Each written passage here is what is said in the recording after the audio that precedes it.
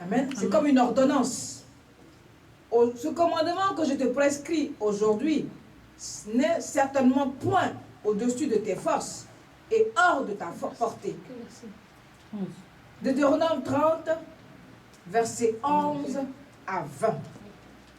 Deutéronome, chapitre 30, versets 11 à 20. C'est bon? Je lis la parole de Dieu. Ce commandement que je te prescris aujourd'hui n'est certainement point au-dessus de tes forces et hors de ta portée. Il n'est pas dans le ciel pour que tu dises qui montera pour nous au ciel et ira nous le chercher. Qui le fera entendre afin que nous le mettions en pratique. Il n'est pas de l'autre côté de la mer pour que tu dises qui passera pour nous de l'autre côté de la mer et ira nous le chercher. Qui le fera entendre afin que nous le mettions en pratique.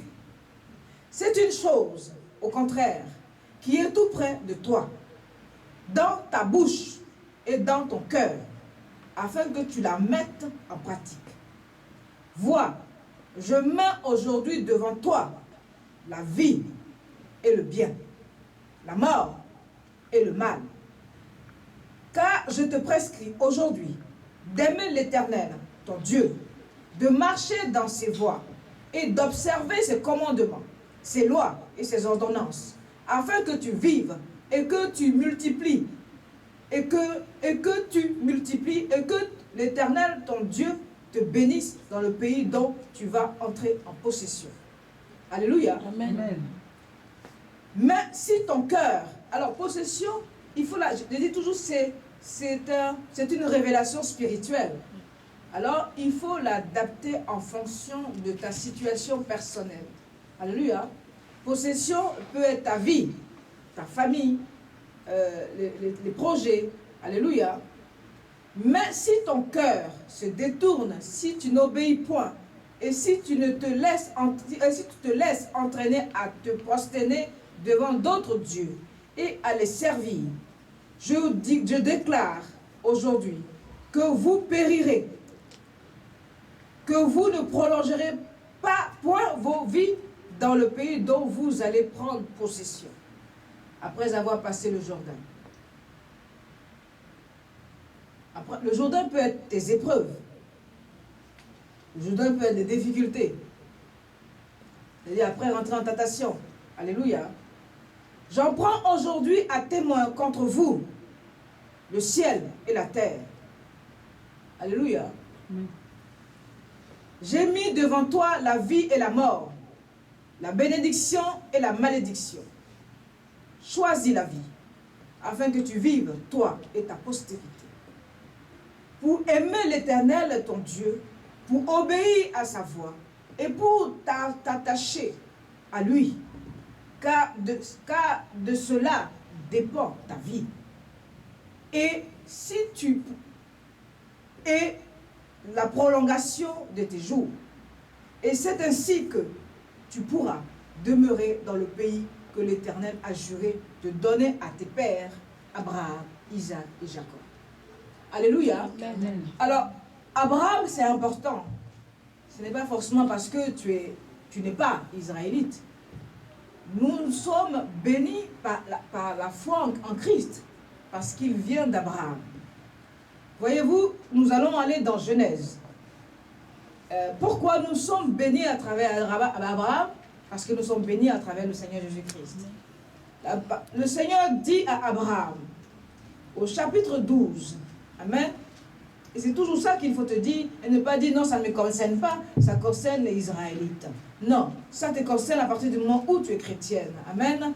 Car le Seigneur dit à Abraham, au chapitre 3, je bénirai ceux qui te béniront, et je maudirai ceux qui te maudiront, et toutes les familles de la terre seront bénies en toi. Toutes les familles de la terre seront bénies en toi. Alléluia. Toutes les familles de la terre seront bénies en toi. Donc toutes les nations de la terre seront bénies en toi. Amen. Toutes les familles de la terre. Donc ça sort dans le cadre même de cette descendance directe. Le Seigneur aussi s'adresse à nous. Nous que le Seigneur a accepté pour croire en Christ, nous rentrons aussi dans cette bénédiction. Donc tu es béni en Abraham. Alléluia. Amen. Amen. Amen. C'est une parole certaine que le Seigneur a révélée à Moïse, de la façon dont le peuple doit marcher lorsqu'ils seront sur la terre promise. Amen. C'est un choix à faire. Mais en même temps, ce qui est important dans ce passage, c'est que le Seigneur donne l'impression qu'il laisse le choix libre. J'en prends aujourd'hui à témoin contre vous, le ciel et la terre. Le Seigneur a créé le ciel et la terre en 6 jours. La terre pas en tant que sol, mais la terre où vivent les hommes. Le ciel où il vit. Alléluia. Il vit, lui, et les 3 personnes de la Trinité. Amen. Y compris les anges. Car nous aurons aussi à juger les anges. Amen. Le Seigneur te donne la liberté. Mais en même temps, il te dit, il t'oriente. Il te dit, vie, mort, bénédiction, malédiction. C'est fort. Ça veut dire qu'il y a un choix que tu dois faire. Si tu as choisi la vie, c'est vrai. Choisis aussi la bénédiction. Parce que tu peux choisir la vie et te détourner de la bénédiction. Amen. Et rentrer dans la malédiction. Par des choix idolâtres. Par des compromissions. Par le fait que tu as envie de vite arriver. Amen. Et en parlant de vite arriver, nous allons aller vers celui qui est patient. Amen. Qui a démontré sa patience. Et qui a démontré sa foi. Mais en même temps, je voudrais faire un petit résumé en partant de Genèse, tout doucement. Amen. Dieu a créé toutes choses et le Seigneur a voulu un représentant pour pouvoir gérer tout ce qu'il a créé. Amen. Je voudrais qu'ensemble nous échangeons. Amen. Parce que cette parole que le Seigneur a donnée dans Deutéronome 30, si tu ne comprends pas la racine, tu ne peux pas saisir la révélation pour pouvoir y obéir. Si tu as compris Genèse de commencement, alors tu pourras comprendre quelle est ton identité. Quel sens que Dieu donne à ta vie sur terre. Et pour quel but. Alléluia. C'est la raison pour laquelle Moïse expliquait au peuple dans les plaines de Moab leur identité et le sens de leur existence sur terre. Alléluia. Pourquoi Dieu les a choisis et pour quel but? Pourquoi Dieu te donne le souffle de vie encore? Ce n'est pas pour aller en boîte, ce n'est pas pour chercher garçon par-ci, par-là, ce n'est pas pour plaire aux hommes, mais c'est pour lui. C'est pour lui. C'est que quand le Seigneur te voit marcher, il dit, voici la créature que j'ai faite, que j'ai conçue dans le ventre de sa mère, sur qui je veille, et voici comment elle me glorifie, en marchant dans la droiture, dans ma justice, en ayant crainte de mon nom et en parlant de moi. En fait, c'est adorer Dieu. Alléluia. Mais tout en étant dans le monde, le Seigneur ne t'enferme pas dans une tour, non. Le Seigneur ne t'enferme pas dans une forteresse, non. Le Seigneur te laisse la liberté de vivre et de prospérer, de réussir, mais dans la sainteté, selon sa nature. Oui, tu ne seras pas un esprit, tu es humain, certes, mais tu es chrétien pour être à l'image du Christ. Amen. Amen. Ça passe par le béaba. L'amour de Dieu, la crainte de Dieu t'amène à t'éloigner de ce qui est mal, de la chair.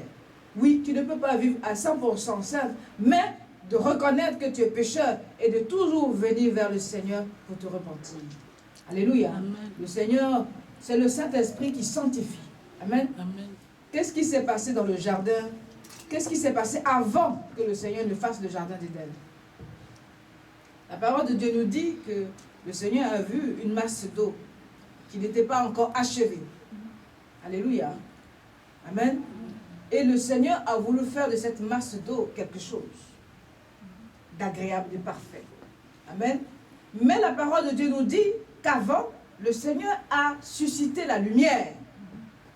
Ensuite, le Seigneur a séparé la lumière avec les ténèbres. Et c'est au pluriel, les ténèbres. Alléluia. Et la lumière. Alléluia. La lumière. Je voudrais que vous ayez les révélations, parce que je vais accentuer sur chaque mot. Les ténèbres et la lumière. Amen. Il n'y a qu'un seul esprit. Il y a plusieurs démons.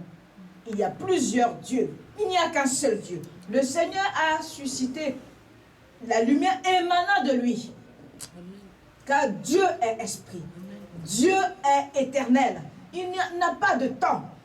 Il est infini. Alléluia. Mais malgré qu'il soit infini, il a pensé faire un homme à son image. Amen. Ensuite, le Seigneur a séparé par une étendue. Oui, le Seigneur te sépare de ce qui est mal. Et il a proclamé l'étendue du haut ciel et l'étendue du bas terre. Et ensuite, il a séparé aussi l'étendue bas en séparant la mer et la terre. Alléluia. Ça veut dire, même dans les ténèbres, il y a encore des séparations. Et même dans la lumière, il y a aussi des séparations. Ce qui nous amène vers le sémeur. Amen. Vers le sémeur, ceux qui ont produit, il y a encore une échelle de production. 100, 60, 30. Alléluia. Le Seigneur ensuite commence à faire vivre la terre.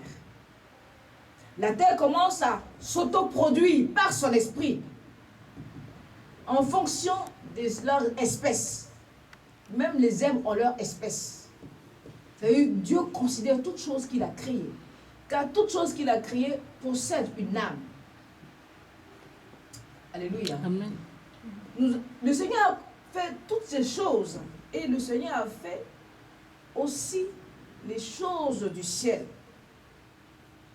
Le soleil, la lune, les étoiles.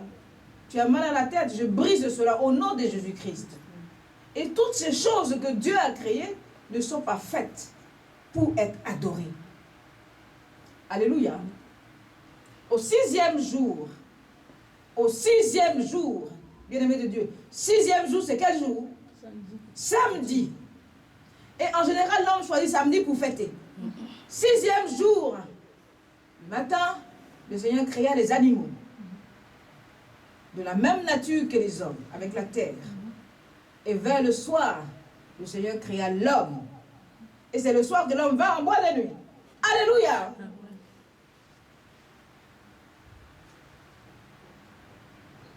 Mais avant, le Seigneur dit, faisons l'homme à notre image, à notre ressemblance. À notre image, à notre ressemblance. Or, le Seigneur est esprit, dont l'homme ne peut pas être esprit, mais à la ressemblance de Dieu, parce que l'homme a une raison, a une sensibilité, a une moralité. L'homme connaît bien le mal, tout ce qui vient de Dieu. Donc l'homme, dans le sens moral, dans le sens intelligence, sagesse, l'homme a de ça, de la part de Dieu. Voilà ce qui fait de l'homme à la ressemblance de Dieu. L'homme est bon, Dieu est bon. L'homme est intelligent, Dieu est intelligent. C'est-à-dire Dieu a donné de lui ce qu'il a aux hommes pour être à son image, à sa ressemblance. Amen. Ce qui veut dire que l'homme a de façon innée la connaissance du bien et du mal, parce que l'homme vient. L'homme est à l'image de Dieu. Mais ça ne veut pas dire que, parce que l'homme, Dieu a dit à l'image que l'homme est Dieu. Non, l'homme ne sera jamais Dieu. Alléluia. Jamais. Parce que l'homme ne sera pas esprit. Il n'y a que Dieu seul qui est esprit. Esprit. Alléluia. Nous allons passer. L'homme a été créé. Dieu a dit à l'homme de donner des noms aux animaux. Amen. Ça veut dire qu'au départ, Dieu avait jugé que l'homme serait en communion, allait échanger, allait se distraire avec les animaux. Mais l'homme a vu qu'il ne pouvait pas communiquer avec les animaux. Que les animaux n'étaient pas semblables à lui. Ils ne fonctionnaient pas comme, n'avaient pas des bras. Alléluia. Parce que le Seigneur a fait l'homme à son image pour gérer ce qu'il a créé. pour qu'il puisse prendre, déposer, nettoyer, arranger. L'animal ne pouvait pas faire. Alléluia. La Bible dit que le Seigneur a envoyé tout ce qu'il a créé, les animaux vivants, je dis bien vivants, vers Adam, qui veut dire terre, parce qu'il vient de la terre rouge. Alléluia. Adam a donné des noms qui montrent son autorité sur tout ce que Dieu a créé. Amen. Quand tu rencontres un homme qui te donne un petit nom, il montre son attachement à toi. Je dis bien un nom qui a un sens, qui manifeste et qui montre son amour pour toi. Voilà. Vous remarquerez que quand il est fâché, le nom il change. Alléluia. Il prend ton nom pour dire, et toi tu reconnais qu'il n'est pas content. Alléluia. Et donc, donner un nom montre l'autorité, le pouvoir. Adam a donné un nom. Le Seigneur a montré à Adam, c'est lui qui gère tout. Donc, le Seigneur a dit, donne. Le Seigneur pouvait donner les noms, mais il a voulu que ce soit Adam, puisque le Seigneur ne se confond pas. Alléluia. Il a mené tout ce qu'il a créé, il dit, Adam, tiens, donne des noms. Adam a donné des noms. Amen. Vous voyez que la supériorité est manifestée dès le départ. Pourquoi aujourd'hui, il y a la crainte des animaux? C'est parce qu'on a perdu cette identité spirituelle d'autorité à cause du péché. Il est venu comment ce péché? Il est entré en nous comment? Adam a donné des noms. Adam, il se sent seul parce qu'il ne voit pas un être semblable à lui. Mais Dieu n'a pas créé de même nature, n'a pas fait l'âme qui allait passer ce temps, qui allait être l'aide d'Adam par la terre. Le Seigneur a pris Adam lui-même. Là encore, écoutez, le Seigneur a manifesté l'autorité d'Adam comme chef de famille aux yeux de celle qui allait sortir de lui. Est-ce qu'on se comprend? Pourquoi tu dois revendiquer ton mariage? Pourquoi tu dois revendiquer un homme dont tu seras l'aide? Et il sera ton protecteur, le chef. Alléluia. Amen. Alléluia. Amen.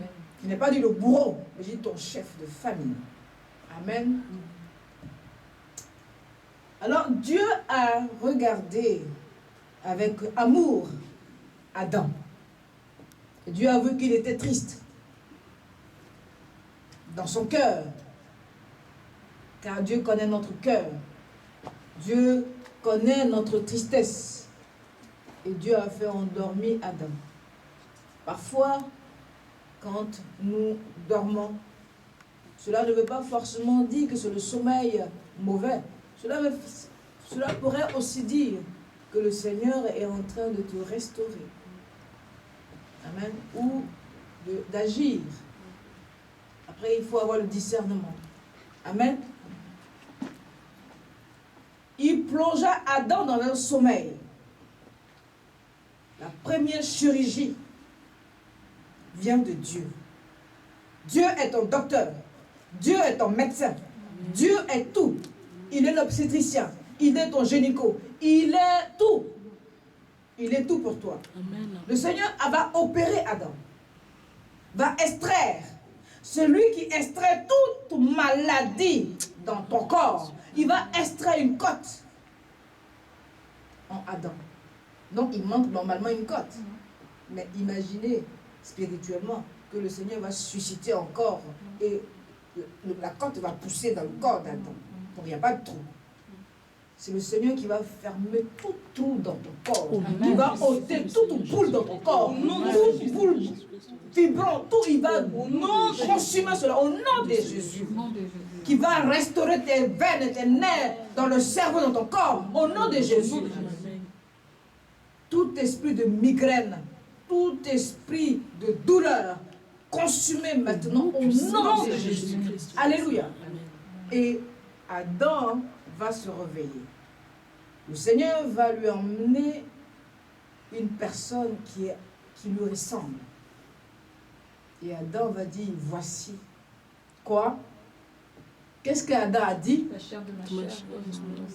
Alléluia. Que le Seigneur, cette année 2017, envoie la chair de votre chair. Amen. L'os de votre os. Amen. Et qu'il vous donne un nom. Amen. Parce que c'est là encore Adam qui a donné un nom à Ève. Amen. Ève. Parce que c'est d'elle que viennent toutes les... Comment? Toutes les femmes. Pas toutes les femmes. Les êtres humains. Tous seront nés d'elle. Le Seigneur Jésus-Christ est né de Ève. Amen.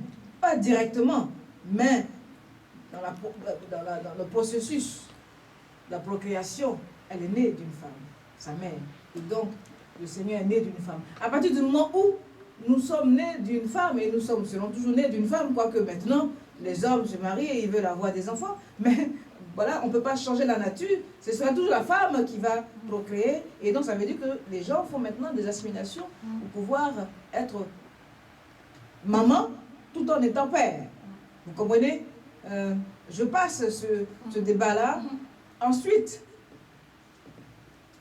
le Seigneur m'a dit, il n'est pas bon que l'homme, il fait une âme semblable. Amen. Je vais passer ce passage qui est très important. Et le Seigneur a fait cette personne en la personne de Ève parce que le Seigneur a dit, il n'est pas bon que l'homme soit seul. Donc Adam était incomplet. Amen. Donc il fallait une âme pour équilibrer sa vie. D'où l'institution du mariage. Donc le mariage est sacré. Ce n'est pas un amusement. Ce n'est pas pour plaire aux autres. Ce n'est pas une concurrence. C'est un engagement. Amen. Devant Dieu et devant les hommes. Alléluia. Le mariage est indissoluble. Les deux s'aimaient. Le mariage, c'était un acte d'amour profond, lié à l'âme. C'était son âme sœur. Imaginez-vous entendre Adam crier, « Voici l'os de mon os, la chair de ma chair. » Waouh! Vous imaginez, sa vie a changé. Il a retrouvé la joie de vivre. C'est ça l'autre. Avec l'autre, tu dois retrouver la joie de vivre. Et non pas l'angoisse chaque jour. Et non pas les palabres chaque jour. Non pas les accusations chaque jour. Mais un équilibre. Une complémentarité. Quand tu viens, tu sais à qui parler, avec qui échanger. On te fatigue au travail, mais tu viens, tu dis, voilà, j'ai quelqu'un avec qui échanger. Je vais me vider. Amen. La communication. Vous voyez, communication, communion. Amen. C'est ça la famille.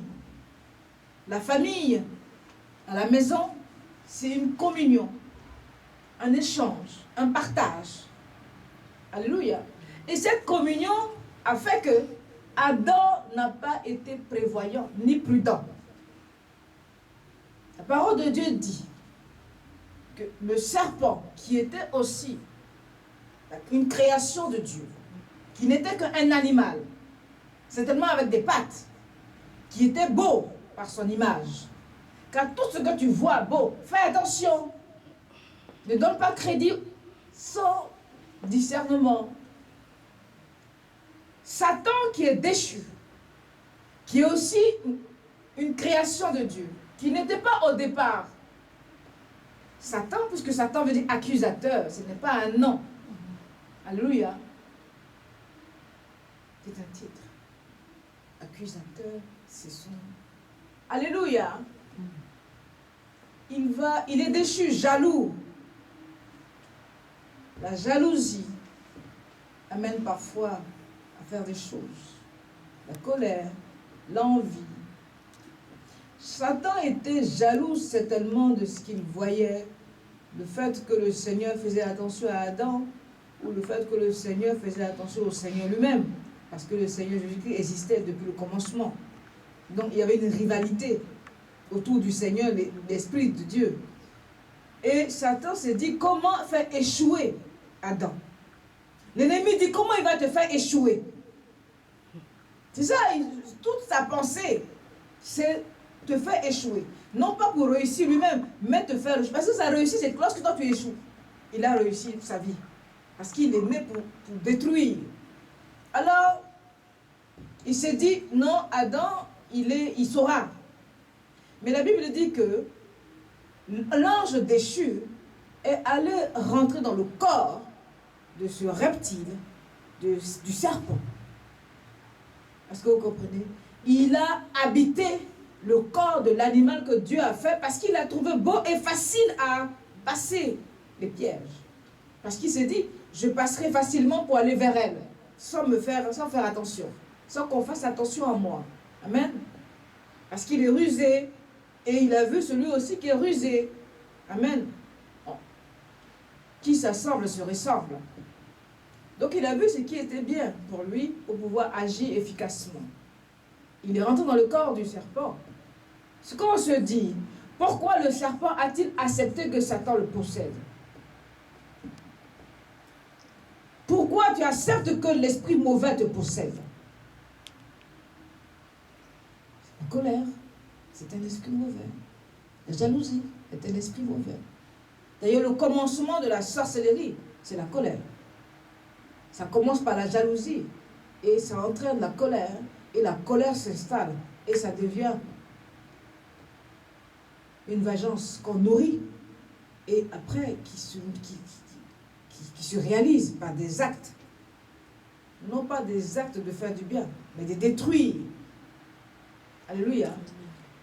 Alors il a le raisonnement, la reformulation, c'est le point clé, le point fort de Satan. Reformuler la parole de Dieu. Que tu dis un mot, la personne reformule.